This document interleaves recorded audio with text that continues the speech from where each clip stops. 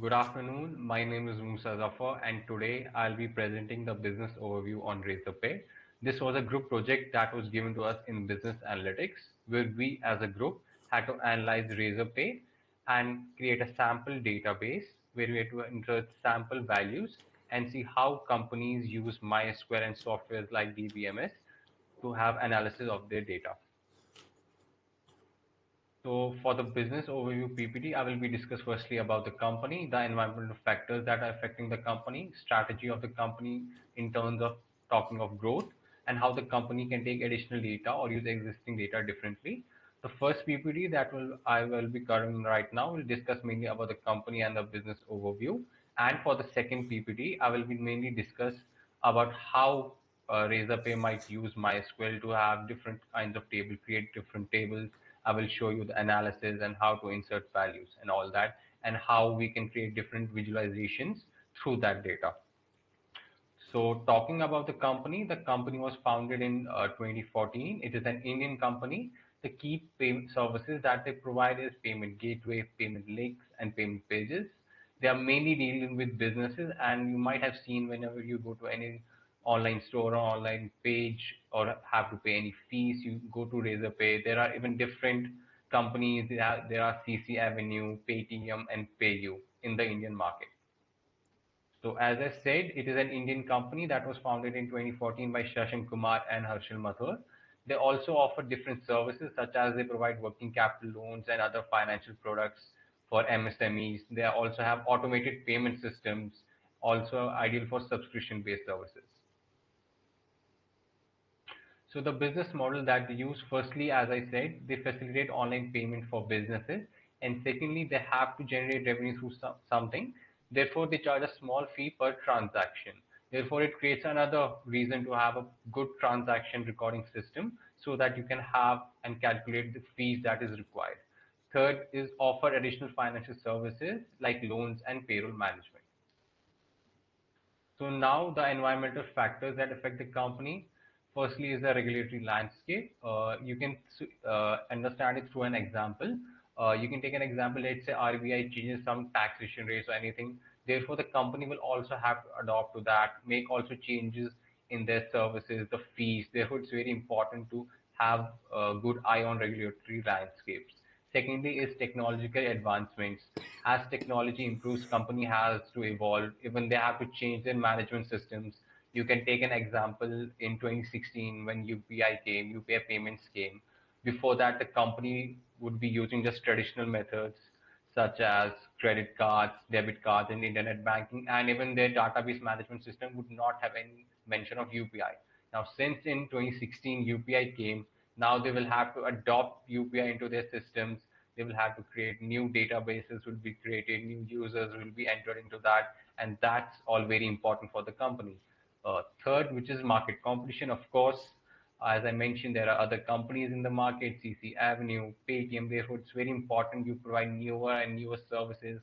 And one major thing that I think is really important for a company like Razorpay is to have security for their users, that users have to believe and need to have a trust in you that your data is really secure.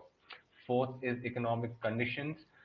The government policies might change. There will be several new laws. Even there are some IT laws that might affect the company regarding database storage, database management. Therefore, it's really important for the company to realize these conditions and adopt into that. So after that, the strategy, we'll be talking about the strategy that the company is taking in terms of growth. Firstly, they have to expand the market more and more and more businesses that they get involved into their circle, the more and more revenue they might generate. Therefore, they focus on content-driven marketing. They use blogs, they have seminars and webinars for business partners. Therefore, they can educate them on the new services that they provide. Secondly, is they expand their product suite. As you have to be first in the market, you have to have more and more services like Razorpay X, Neo Banking Platform, Razorpay Capital. When you have newer and newer services, more and more database management, good database management is required. Third would be the main importance, or you can say the most significance of DBMS is that it requires less and less paper. If you look at the traditional way of storing data, you can look at old stores or old companies. The data used to be written in books on paper. Therefore, it used to be very difficult to have an analysis of the data. But now in the modern times, we have data which is stored online. We don't have paper. You can extract that data. You can simplify that data. You can create charts. You can create graphs and various other things like that. Therefore, it creates a really importance to have that. After that, we'll use the use of additional data that the company might use. Firstly is personalized customer insights.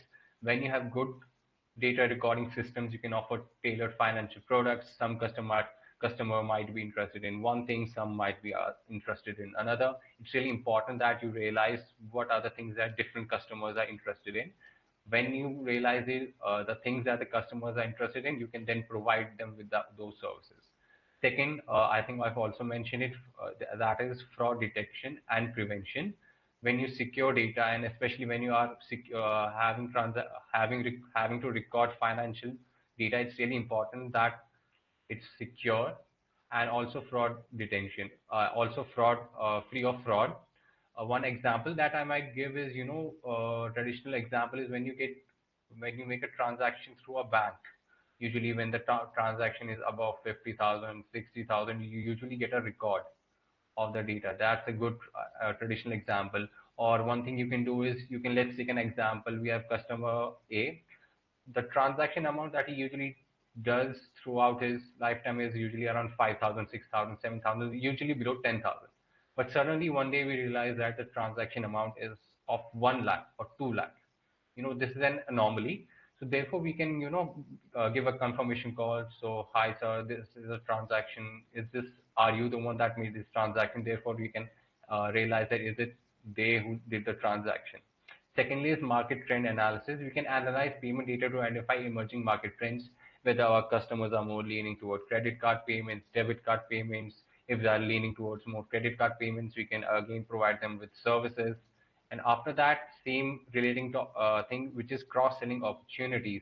When you realize that a customer, when usually making a payment, uses full amount and then is left with very less capital, we can, give them a call. Let's say, hey, we actually analyzed your wallet or your payment system. We have just realized that you have some problem in your capital management or cash flow management. Therefore, would you be interested in having the credit services from our company? This is a really important thing that companies need to realize, and especially Razorpay, that they do.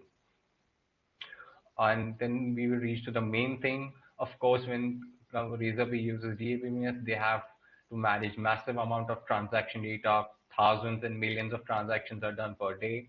Second point is they have to ensure the transaction records, or mainly the records that they are recording, are secure, they are reliable, and they also are scalable. Third would be the type of data that they record. They have transactional records, they have customer data, and also merchant data. Then also you need to have a good payment history record, and also refund processes, which are really important in type of businesses.